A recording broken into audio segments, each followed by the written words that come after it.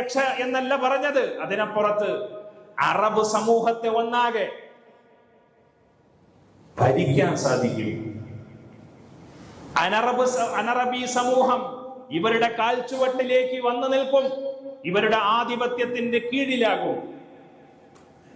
അബൂജഹലടക്കമുള്ള ആളുകൾക്ക് അത് കേട്ടപ്പോ നല്ല കൗതുകം തോന്നി, വലിയ താല്പര്യം തോന്നി.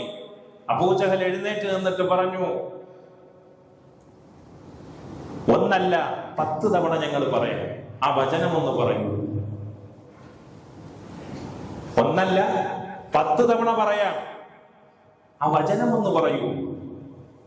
മുഹമ്മദുർ റസൂലുള്ളാഹി സ്വല്ലല്ലാഹു അലൈഹി വസല്ലം പറഞ്ഞു, തഖൂലൂന ലാ ഇലാഹ ഇല്ലല്ലാഹ് വതഖ്ലഊന മാ തഅബുദൂന മിൻ ദൂനില്ലാഹ്.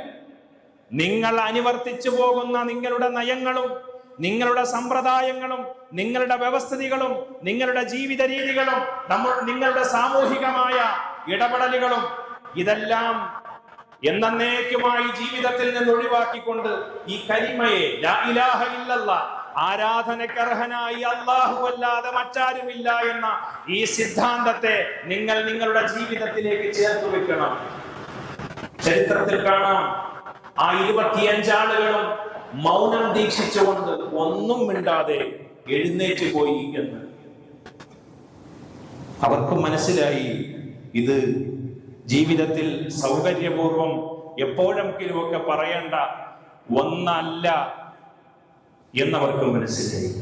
അതിനപ്പുറത്ത് ഇതിനകത്തൊരു വിമോചനത്തിന്റെ സന്ദേശം വ്യക്തിയെ, സമൂഹത്തെ, കുടുംബത്തെ, നാടിനെ ഏറ്റവും നല്ല നിലയിൽ പുതുക്കിപ്പണിയാനുള്ള ക്ഷമത ഈ വചനത്തിനുണ്ട് എന്ന് അവർക്ക് മനസ്സിലായി.